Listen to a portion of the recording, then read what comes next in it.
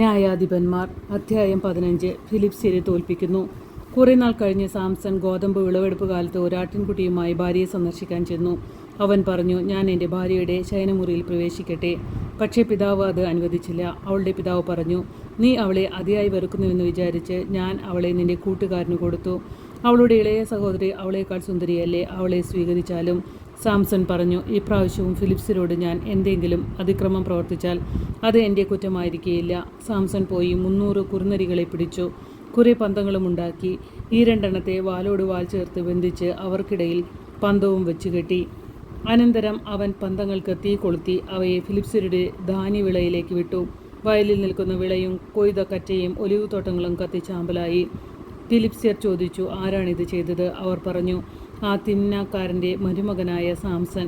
അവൻ്റെ ഭാര്യയെ അമ്മായിയപ്പൻ അവൻ്റെ കൂട്ടുകാരന് കൊടുത്തത് കണ്ട് ചെയ്തതാണിത്. ഫിലിപ്സ്യർ ചെന്ന് അവളെയും അവളുടെ പിതാവിനെയും അഗ്നിക്കിരയാക്കി.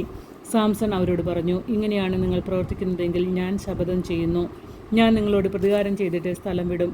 അവൻ അവരെ ക്രൂരമായി പ്രഹരിച്ച് കൊന്നുകളഞ്ഞു. അതിനുശേഷം അവൻ ഏത്താം പാറക്കെട്ടിൽ പോയി താമസിച്ചു. അപ്പോൾ ഫിലിപ്സ്യർ യൂദയായിൽ ചെന്ന് പാളയമടിച്ച് ലേഹി പട്ടണം ആക്രമിച്ചു. യൂദയായിലെ ജനം ചോദിച്ചു, നിങ്ങൾ ഞങ്ങൾക്കെതിരായി വന്നത് എന്തുകൊണ്ട്?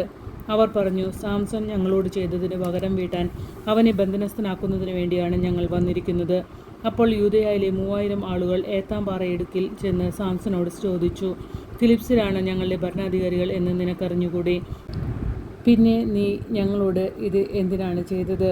അവൻ പറഞ്ഞു, അവർ എന്നോട് ചെയ്തതുപോലെ ഞാൻ അവരോട് ചെയ്തു. അവർ പ്രതിവചിച്ചു, നിന്നെ ബന്ധിച്ച് ഫിലിപ്സ്യരുടെ കയ്യിൽ ഏൽപ്പിക്കാൻ വന്നിരിക്കുകയാണ് ഞങ്ങൾ. സാംസൺ പറഞ്ഞു, നിങ്ങൾ എൻ്റെ മേൽ ചാടി വീഴുകയില്ലെന്ന് സത്യം ചെയ്യുക. അവർ പറഞ്ഞു, ഇല്ല, ഞങ്ങൾ നിന്നെ ബന്ധിച്ച് ഫിലിപ്സ്യരുടെ കയ്യിൽ ഏൽപ്പിക്കുകയുള്ളൂ, കൊല്ലുകയില്ല. അവർ പുതിയ 2 കയറുകൊണ്ട് അവനെ ബന്ധിച്ച് പാറയ്ക്ക് വെളിയിൽ കൊണ്ടുവന്നു. അവൻ ലേഹിയിലെത്തിയപ്പോൾ ഫിലിപ്സ്യർ ആർപ്പുവിളികളോടെ അവനെ കാണാനെത്തി. കർത്താവിൻ്റെ ആത്മാവ് ശക്തിയോടെ അവൻ്റെ മേൽ വന്നു. അവനെ ബന്ധിച്ചിരുന്ന കയർ കരിഞ്ഞ ചണനൂൽ പോലെയായി തീർന്നു. കെട്ടുകൾ അറ്റുവീണു. ആയിടെ ചത്ത ഒരു കഴുതയുടെ താടിയിൽ കിടക്കുന്നത് അവൻ കണ്ടു.